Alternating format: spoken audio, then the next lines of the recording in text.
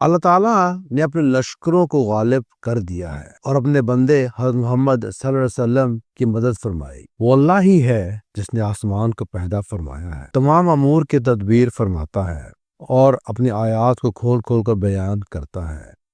اسی کی تسبیح بیان کرنے میں زمین اور جو کچھ زمین میں ہے، آسمان اور جو کچھ آسمان میں ہے، سب مشغول ہیں۔ اللہ تعالیٰ کے ارشاد کا ترجمہ ہے، جو کوئی بھی آسمان اور زمین میں ہے سب اسی کے مملوک ہیں، اور جو کوئی اس کی بارگاہ میں مقرب ہیں یعنی فرشتے، ان کی حالت یہ ہے کہ وہ اللہ تعالیٰ کی عبادت سے نہ تو سرکشی کرتے ہیں اور نہ ہی اس کی عبادت سے تھکتے ہیں۔ اللہ تعالیٰ نے آسمانوں کو بغیر ستون کے بلند کیا اور اس کا کوئی بھی ہمسر اور برابر نہیں، اور پہاڑوں کو اسی نے نصب فرمایا اور زمین کو بچایا۔ اللہ تعالیٰ کا ارشاد ہے، اور اس نے زمین میں پہاڑ رکھ دیے تاکہ وہ زمین تم کو لے کر ڈگمگانے نہ لگے، اور اس نے نہریں اور راستے بنائے تاکہ ان راستوں کے ذریعے تم اپنی منزلیں مقصود پا سکو۔ اسی نے سمندروں کو چیرا، نہروں کو جاری فرمایا، دن کو رات پر لپیٹا اور رات کو دن پر۔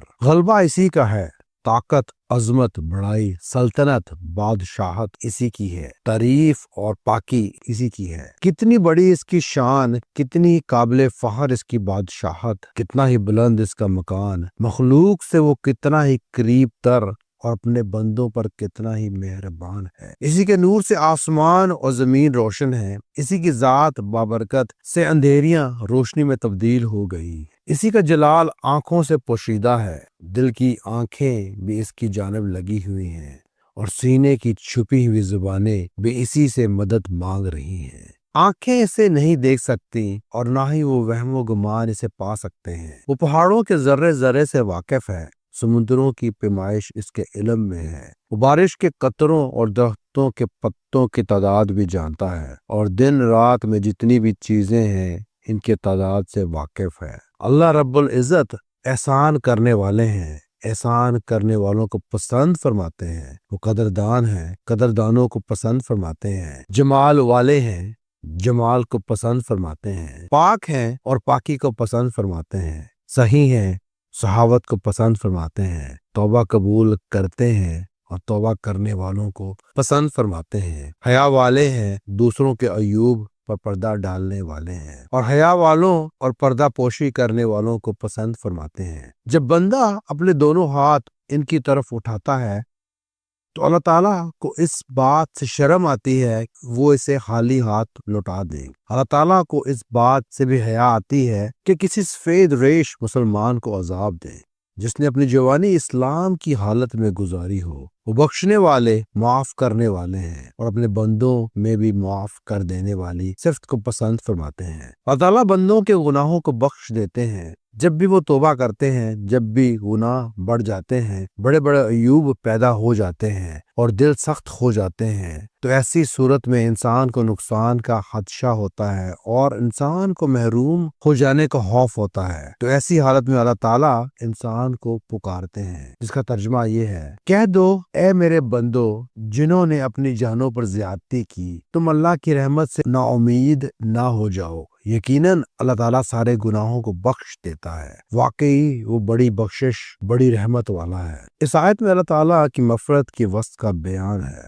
اللہ کی رحمت سے نا امید نہ ہو کا مطلب یہ ہے کہ ایمان لانے سے قبل یا توبہ استغفار کا احساس پیدا ہونے سے پہلے کتنے ہی گناہ کیے ہوں، انسان یہ نہ سمجھے کہ میں تو بہت زیادہ گناہ گار ہوں، مجھے اللہ تعالیٰ کیوں معاف کر دے گا، بلکہ سچے دل سے اگر ایمان قبول کر لے تو اللہ تعالیٰ توبہ قبول کرنے والے ہیں اور گناہ معاف فرما دیتے ہیں۔ اللہ تعالیٰ اپنے بندے کو مہربانی سے پکار رہے ہیں اور انتہائی شفقت سے بلا رہے ہیں۔ اے میرے بندے، میری عزت اور جلال کی قسم، اگر تیرے گناہوں سے آسمان اور زمین کے درمیان کا فاصلہ بڑھ جائے، پھر بھی تو مجھ سے معافی طلب کرے تو میں کوئی پرواہ کیے بغیر تیرے بخش دوں گا۔ جو کوئی اللہ تعالیٰ سے ایک بالشت قریب ہوتا ہے، اللہ تعالیٰ اس سے ایک ہاتھ قریب ہوتے ہیں، اور جو اللہ تعالیٰ سے ایک ہاتھ قریب ہوتا ہے، اللہ تعالیٰ اس سے 2 ہاتھ قریب ہوتے ہیں۔ جو اللہ تعالیٰ کی طرف چل کر آتا ہے تو اللہ تعالیٰ اس کی طرف دوڑ کر چلتے ہیں۔ تو دروازہ کھلا ہوا ہے، لیکن اس دروازے سے داخل ہونے والا کون ہے؟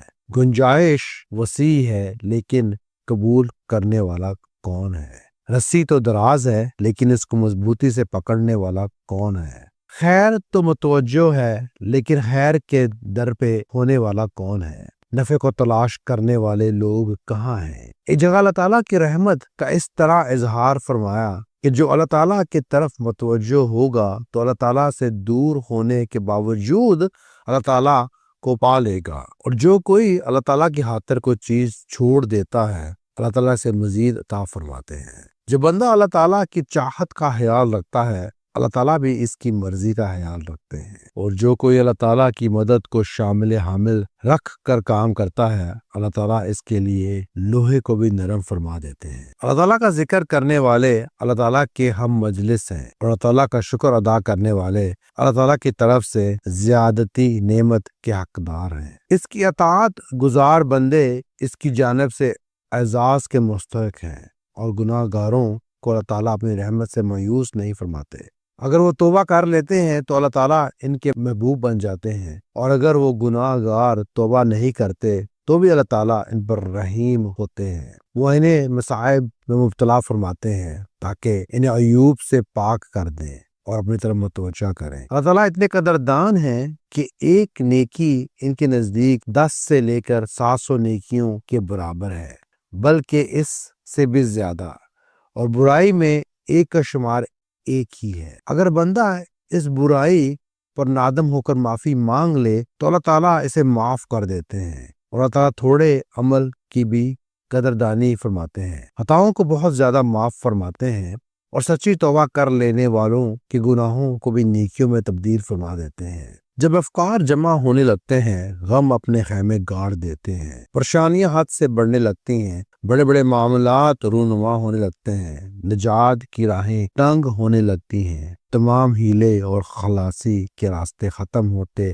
نظر آتے ہیں، تو پکارنے والا اللہ ہی کو پکارتا ہے اور کہتا ہے، اے اللہ، اے اللہ، وہ اللہ جس کے سوا کوئی معبود نہیں، جو بزرگی والا بردبار ہے، وہ اللہ جس کے سوا کوئی عبادت کا حق نہیں رکھتا، جو عرش عظیم کا رب ہے، وہ اللہ جس کے سوا کوئی لائق عبادت نہیں، جو آسمانوں کا رب ہے، زمین کا رب ہے، عرش کریم کا رب ہے، بس وہی تو ہے جو غموں کو دور کرتا ہے، پریشانیوں کو ختم کرتا ہے اور مصائب سے نجات عطا فرماتا ہے۔ جب مریض کا مرض بڑھ جاتا ہے اور جسم لاغر ہو جاتا ہے، رنگت پھیکی پڑ جاتی ہے، خلاصی کے ذرائع اور راستے کمزور اور کم ہوتے نظر آتے ہیں، طبیب عاجز ہو جاتے ہیں، دعا بے اثر ہو جاتی ہے، نفس گھبراہٹ کا شکار ہو جاتا ہے، ہاتھ کپ کپانے لگتے ہیں، دل خوف زدہ ہو جاتا ہے اور مریض بے حال ہو جاتا ہے۔ ایسی حالت میں مریض اس بلند مرتبے بزرگی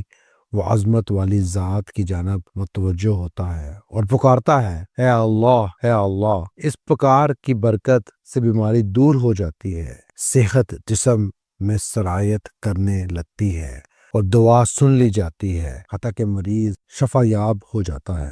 وہ اللہ ہی تو ہے جو بیماری بھی پیدا فرماتا ہے کہ میرے بندے کسی طرح بھی میری جانب متوجہ ہو جائیں، پھر اس کی مصلحت ہوتی ہے تو بیماری دور کر کے شفا بھی عطا فرما دیتا ہے، اور اگر بیماری ہی میں مصلحت ہو تو بیماری پر صبر کی بدولت بندے کو اللہ اجر عظیم سے نوازتا رہتا ہے۔ جب کشتی چلتے چلتے گہرے سمندر میں دور نکل جائے اور تیز ہوائیں چلنے لگیں، فضا بادلوں سے بھر جائے، گٹا ٹوپ بادلوں سے تاریکی چھا جائے، بجلی چمکنے لگے، بادلوں کی گرج ہواؤں اور اندھیریاں اس کو گھیر لیں، کشتی موجوں میں ڈولنے لگے، کلیجے منہ کو آنے لگے، کشتی ڈوبتی نظر آئے اور موت کی سواری تیار کھڑی ہو، ایسے میں دل کی گہرائیوں سے جس ذات کی طرف انسان متوجہ ہوتا ہے، اندر سے آواز آتی ہے کہ اب بچانے والی ذات صرف اور صرف ایک اللہ ہی کی ہے۔ اسی کی جانب دل متوجہ ہو جاتے ہیں اور آوازیں آنے لگتی ہیں، یا اللہ، یا اللہ، یا اللہ۔ پھر اللہ تعالیٰ کی مہربانی متوجہ ہو جائے، سخت اندھیرے میں روشنی پھوٹ پڑے اور ہلاکت کی تمام صورتیں اللہ تعالیٰ کی مہربانی سے ختم ہو جاتی ہیں۔ وہ اللہ ہر دن ایک نئی شان میں ہوتے ہیں، وہ گناہوں کو بخش رہے ہیں، تکلیفوں کو دور کر رہے ہیں، کسی قوم کو بلند مقام عطا فرما رہے ہیں اور کسی قوم کو پست مقام، مردہ کو زندہ فرما رہے ہیں اور زندہ کو مردہ۔ پکارنے والوں کی فریاد سن رہے ہیں اور بیمار کو شفا دے رہے ہیں۔ وہ جس کو چاہتے ہیں عزت بخشتے ہیں اور جس کو چاہتے ہیں ذلیل فرما دیتے ہیں۔ ٹوٹی ہوئی ہڈی کو جوڑتے ہیں، فقیر کو مال دار بنا دیتے ہیں، جاہل کو عالم بناتے ہیں، گمراہ کو ہدایت دیتے ہیں اور حیران و پریشان شخص کی رہنمائی فرماتے ہیں اور ننگے کو کپڑا پہناتے ہیں۔ وہ مصیبت زدہ کو عافیت عطا فرماتے ہیں، توبہ کرنے والے کی توبہ قبول فرماتے ہیں، نیکی کرنے والے کو اچھا بدلہ عطا فرماتے ہیں، مظلوم کی مدد فرماتے ہیں۔